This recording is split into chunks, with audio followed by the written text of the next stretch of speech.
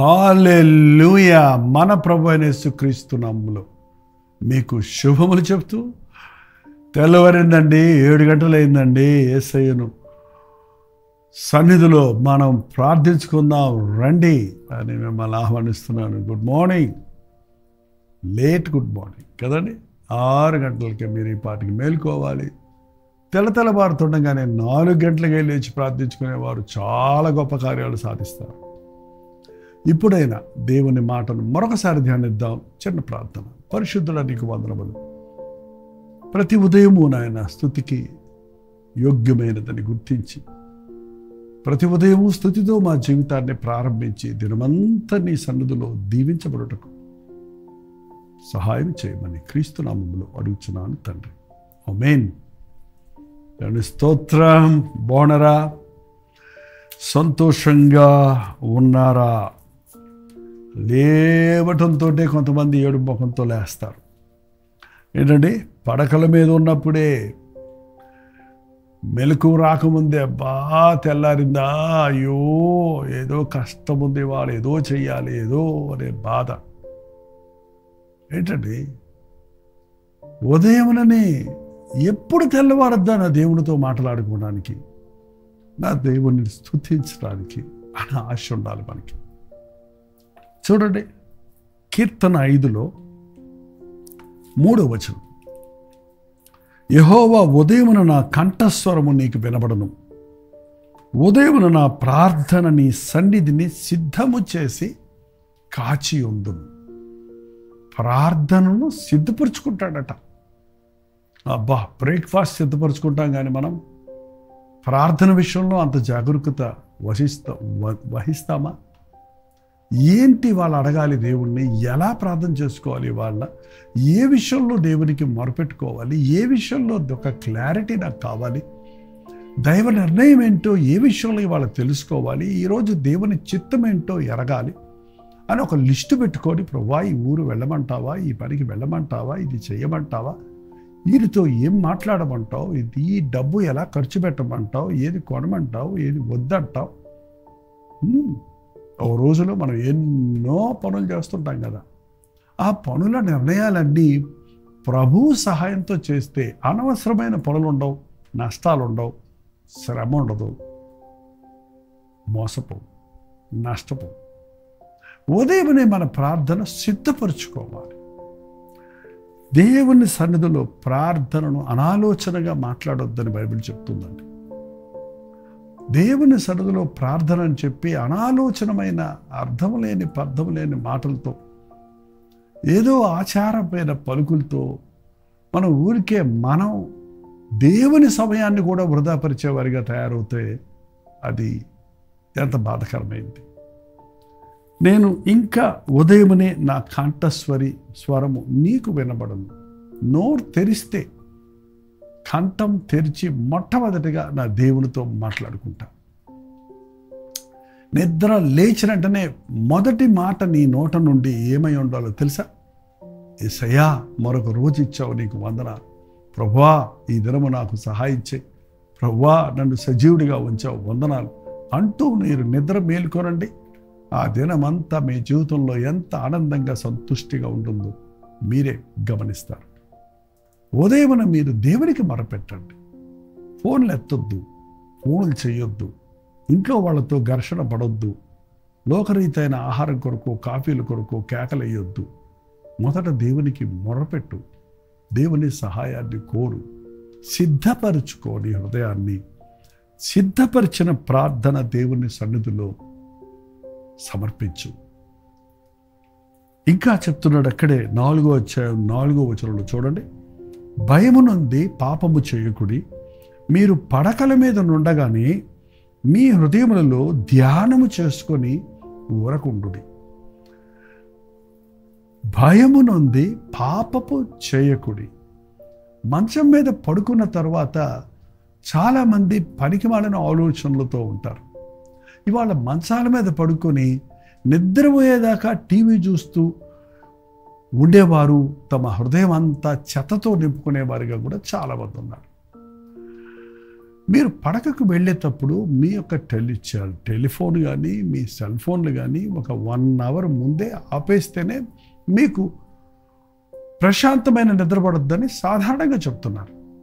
దేవుని బిడ్డలమైన మనం మన మనసును క్లియర్ పరుచుకోవాలంటే, క్లారిటీ ఉండాలంటే, స్పష్టంగా పరుచుకోవాలంటే, లోకంలో నుంచి మనకు ఫీడ్ చేసే మన మనసులోకి వెళ్ళే వాటిని కట్ చేసి దేవుని భయముతో, దేవుడు చూస్తున్నాడన్న భయముతో పడకల మీద ఉండగానే హృదయంలో దేవుని వాక్యాన్ని ధ్యానం చేసుకోండి. దేవుని చేసిన మేలును ధ్యానించండి. ఈ రోజంతా ఎన్ని ఆపదలు తప్పించాడు, ఈ రోజులో ఎన్ని శోధనలు తప్పించాడు.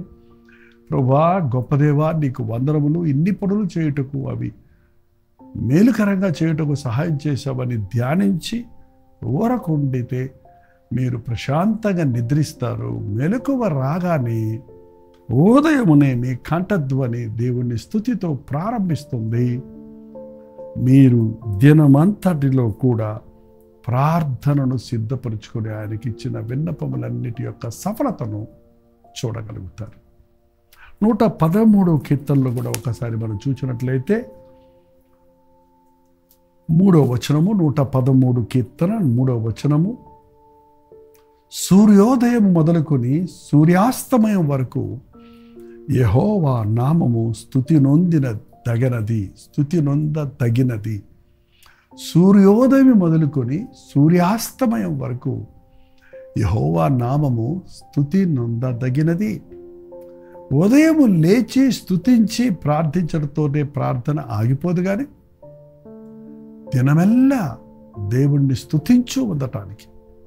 చూడండి, ఒక పాట పాడేవారు తప్పు రాగం ఎత్తారంటే ఆ పాట అంతా తప్పుగానే పోతుంది. లో పిచ్, హై పిచ్ అంటారు చూసారా? పాడవలసిన స్థుతిలో అది పాడకపోతే ఆ పాట అంతా చెడిపోతుంది. కొన్నిసార్లు మేము అలా చర్చల్లో తప్పు చేసినప్పుడు పాటను ఆపించి మళ్ళీ కరెక్ట్ స్థుతిలో కరెక్ట్ పిచ్లో ప్రారంభించినప్పుడు పాట రమ్యంగా వెళ్తుంది. మనం పొద్దున్నే మనం తప్పుగా మన దినచర్య ప్రారంభించినప్పుడు, కోపంతో ప్రారంభించినప్పుడు, విసుకుంటూ ప్రారంభించినప్పుడు, ఒక అవిశ్వాసంతో ప్రారంభించినప్పుడు రోజంతా బతికట్టగా ఉంటుందంట. ఆ పిచ్చుకు తిట్టుకుంటూ లేచేవాడు రోజంతా తిట్టుకుంటూనే ఉంటాడు. ఏడ్చుకుంటూ లేచేవాడు రోజంతా ఏడ్చుకుంటూనే ఉంటారు. ఏంటంటే అరుచుకుంటూ లేచేవాడు అరుచుకుంటూనే ఉంటాడు. ఏడ్చుకుంటూ లేచేవాడు ఏడ్చుకుంటూనే ఉంటాడు. స్తుతిస్తూ లేస్తే స్తుతిస్తూనే ఉంటాం. ఉదయమే నువ్వు కరెక్ట్ లైన్లో పడ్డావంటే సాఫీగా నిద్రమంతా సాగిపోతుందండి.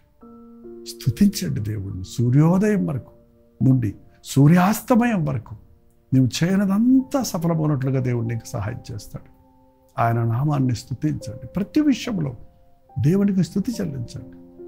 ప్రతి విషయంలో దేవునికి కృతజ్ఞతాస్తుతులు చెల్లించుడి అని దేవుడు వాక్యం సెలవిస్తూ ఉందండి.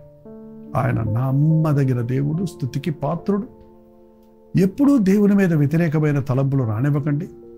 ఒకవేళ మీ జీవితాల్లో కొన్ని ఘటనలు మీకు ఇష్టం లేవి, మీకు బాధ కలుగు చేసేవి, మిమ్మల్ని నష్టపరిచేవి అనుకున్నప్పటికీ అవన్నీ దేవుణ్ణి ప్రేమించిన వారికి సమస్తము సమకూడి జరిగినట్లుగా చేయు ప్రభు ఉన్నాడు కనుక అవి మేలుకరంగా దేవుడు మీకు మార్చగలడు కనుక మీ కీడులో కూడా మీరు దేవుణ్ణి స్తుతించండి. మీకు అర్థం కాని విషయాలలో కూడా దేవుని యందు విశ్వాసం ఉంచండి. మీ హృదయంలో స్తుతి ఉంటుంది, కృతజ్ఞత ఉంటుంది. దినమంతా దేవుని సన్నిధిలో ఆనందించగలుగుతారు. సూర్యోదయం మొదలుకొని సూర్యాస్తమయం వరకు ఆయన నామము స్తుతింపదగినది. భయము నుండి మీ హృదయములలో పాపము చేయకుడి. మీరింకను పడకల మీద ఉండగానే మీరు దేవుని వాక్యమును ధ్యానించండి. దేవుడు చేసిన మేలులను ధ్యానించండి. ఉదయము ఇంకా తెల్లవారకు ముందే మీ హృదయమును సిద్ధపరుచుకొని మీ కంఠధ్వని పరలోకములో వినబడినట్లు మీరు సిద్ధపరిచిన ప్రార్థన విన్నపములను దేవునికి ఎరుకపరచండి. మన ప్రార్థనలకు జవాబులిచ్చే ప్రభు, మన హృదయ శుద్ధిని ప్రేమించి మనం దేవునికి ఇష్టలుగా ఉన్నామన్నది గ్రహించిన ప్రభు మనము చేయనదంతా సఫలమవుతుందని మన పక్షములో ఉండి ప్రతి కీడు నుండి మనల్ని విడిపించినట్లుగాను మన ప్రభు మనకు తోడుంటాడు. దేవునిని ఆశ్రయించిన వారికి ఏ మేలు కూదబడ్డదు. అతడు నన్ను ప్రేమించుచున్నాడు గనుక నేను అతన్ని తప్పించి తిని అన్నట్లు దినమంతట్లో మనం ప్రభువును ప్రేమించి స్తుతించే వారిగా ఉంటే కీడులో పడకుండా, అపాయాలలో పడకుండా, యాక్సిడెంట్లు గురి కాకుండా, అనారోగ్యాల పాలవ్వకుండా, అనవసరమైన ఇన్ఫెక్షన్స్లోని మనం పడిపోకుండా, రోగాలు మనకు రాకుండా, ప్రతి సాతాను ఉరి నుండి ఉచ్చు నుండి మనల్ని తప్పిస్తాడు. అందుకే వేకువనే లేచి దేవునికి నీ జీవితాన్ని అప్పగించుకో. ఆయన చేతుల్లో పెట్టింది భద్రపరుస్తాడు, కావలి కాస్తాడు, సురక్షితంగా జీవితాన్ని మనకిస్తాడు.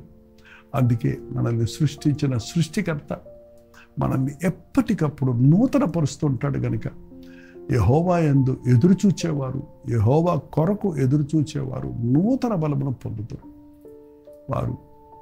వారి హృదయం మేలుతో నింపబడుతుంది కనుక వారి యవ్వనము పక్షిరాజు యవ్వనం వలె నూతనమవుతూనే ఉండదు. సాధారణంగా మనం దినదినానికి కృషించిపోతూ ఉంటాం.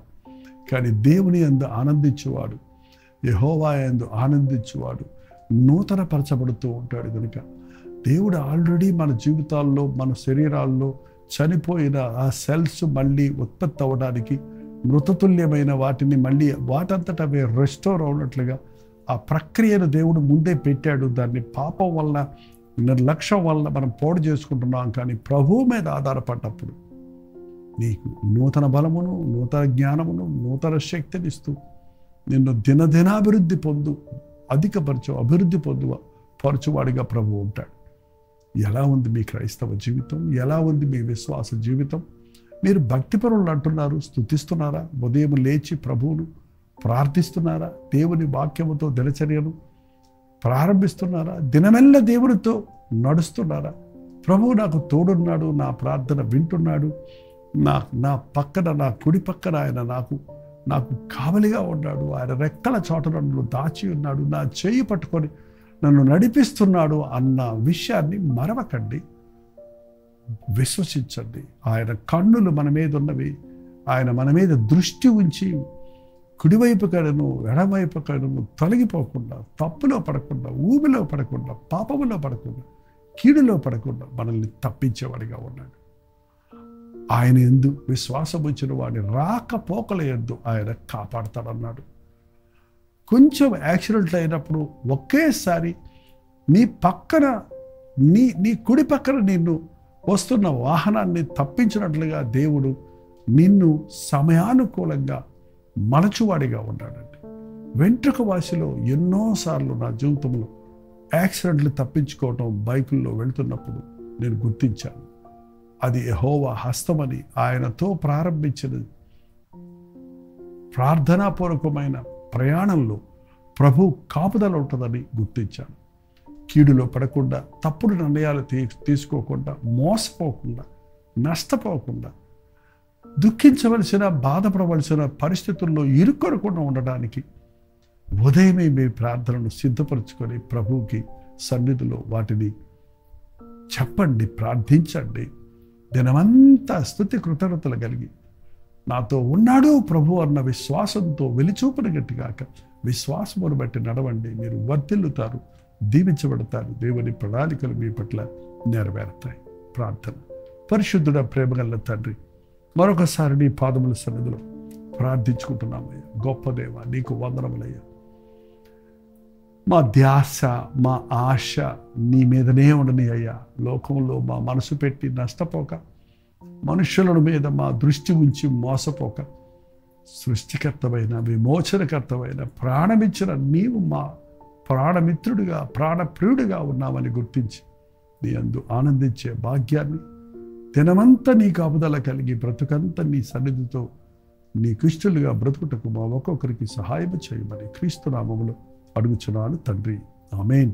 మన తండ్రి అయిన దేవుని యొక్క ప్రేమయు, కుమారుడైన క్రీస్తు యొక్క కృపయు, ఆదరణకర్త అయిన పరిశుద్ధాత్మ యొక్క సహవాసము కూడి వచ్చిన మనందరికీ ఇప్పుడున్న సదాకాలము తోడైనను గాక. ఆమేన్.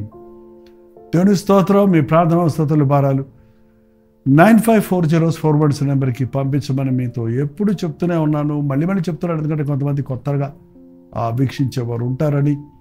సో 9540 నెంబర్కి ఒక టెక్స్ట్ లేక వాయిస్ మెసేజ్ పంపించండి. ఇతర దేశాల్లో ఉంటే 9100100888 అనేది మరో నెంబర్ ఇస్తున్నాం, ఆ నెంబర్కి పంపించండి. మీ వాట్సాప్లు అన్నీ పరిశీలిస్తున్నాం, ప్రార్థిస్తున్నాం. అందరికీ జవాబులు ఇవ్వలేకపోయినా అందరి కొరకు ప్రార్థిస్తున్నామని మీకు తెలియజేస్తున్నాం. మీరు కూడా ప్రార్థించండి, అప్పుడే అద్భుతమైన జవాబులు చూడగలుగుతారు.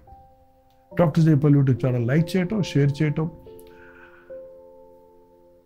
లైవ్ చాట్లోకి వచ్చి మీ పేరు ఊరు టైప్ చేయటం మర్చిపోకండి. ఎంతోమంది ఇవాళ అవసరతలో ఉన్నారు. మీకు మేలుకరంగా ఉన్న ఈ సందేశాలు ఇతరులకు కూడా మీరు షేర్ చేయండి. ప్రభు చిత్తమైతే మధ్యాహ్నం 3 గంటలకు హెచ్చరిక, అలాగే రాత్రి 9 గంటలకి కల్వరి ప్రతి దునిలో మళ్ళీ కలుసుకుందాం. అంతవరకు దేవుని మహాకృప మీకు తోడేయును గాక.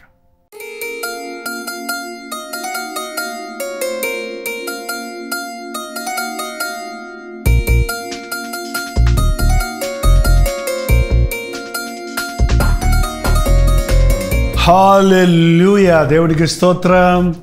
రాజమండ్రి పరిసర ప్రాంతాల్లో ఉన్న వారికి శుభవార్త. చాలా కాలమైంది రాజమండ్రి రారా అని మీరు అనేకులు అడుగుతున్నందున, రాజమండ్రి చుట్టుపక్కల ప్రాంతాల్లో ఉన్న మీకందరికీ అనుకూలంగా ఉంటున్నందున, ప్రభు చిత్తమైతే సెప్టెంబర్ 16వ తారీఖు 1 డే గెట్ టుగెదర్ను మీ కొరకు రాజమండ్రిలో సూర్య గార్డెన్స్లో ఏర్పాటు చేస్తున్నాం. రండి. ముఖాముఖిగా మిమ్మల్ని చూడడానికి, వ్యక్తిగతంగా మీకోసం ప్రార్థన చేయడానికి కూడా అవకాశం కలుగు చేయండి. మధ్యాహ్నం 2 గంటల నుంచి 6 గంటల వరకు, 6 గంటల నుంచి 10 గంటల వరకు 2 సెషన్స్ ఉంటాయి. మీరు 2 సెషన్లో ఉండగలిగితే చాలా సంతోషం. లేక ఏది మీకు అనుకూలమో ఆ సెషన్కు హాజరై ఆధ్యాత్మికంగా ఉజ్జీవించబడండి. చిరునామా గమనించండి. Surya gardens function hall, Jawaharlal Nehru road, Rajahmundry.